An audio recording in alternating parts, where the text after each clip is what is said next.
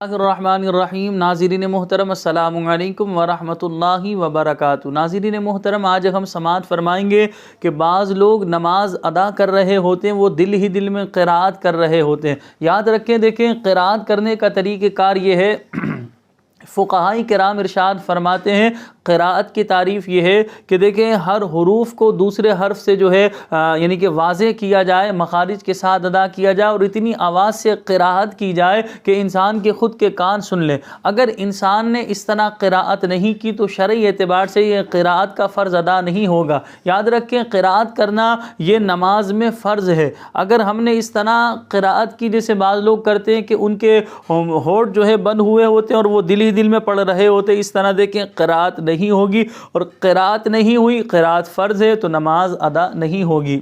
ہاں، اگر بندے نے قراءت اتنی آواز سے ہی کی کہ اگر شور و گل نہیں ہو رہا ہوتا تو کانوں تک آواز آتی، جیسے مثال کے طور پہ بندہ نماز پڑھ رہا ہے، وہاں پر شور و گل ہو رہا ہے، ہیوی مشینیں چل رہی ہیں، بہت زیادہ شور ہے، تو لہٰذا اس کی وجہ سے کانوں تک آواز نہیں آ رہی، تو ایسی صورت میں معافی ہے کہ فقہاء بیان کرتے ہیں کہ اگر شور و گل نہیں ہو رہا ہوتا تو کانوں تک آواز آتی تو یہ قراءت شمار کی جائے گی اور یہ قراءت درست ہے، اس طرح نماز ادا ہو جائے گی۔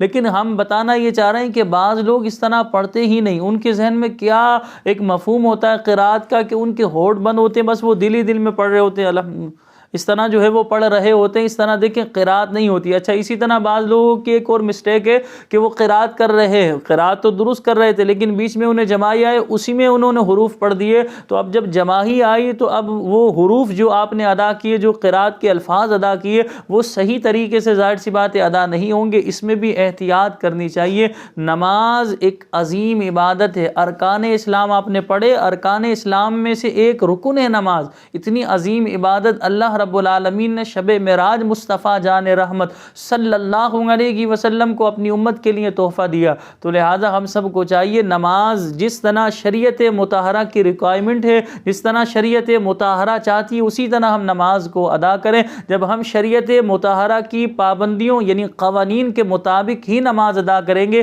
تبھی ہماری نماز اللہ رب العالمین کی بارگاہ میں مقبول ہوگی۔ مجھے اپنی دعاؤں میں یاد رکھیے گا، اپنی نمازوں کی حفاظت کریں۔ مشہور جملہ ہے کہ نماز ادا کرو اس سے پہلے کہ تمہاری نماز ادا کی جائے۔ اللہ کریم کی بارگاہ میں دعا ہے کہ مرتے دم تک اللہ پاک ہم سب کو نمازوں کی حفاظت کرنے کی توفیق عطا فرمائے۔ السلام علیکم ورحمۃ اللہ وبرکاتہ۔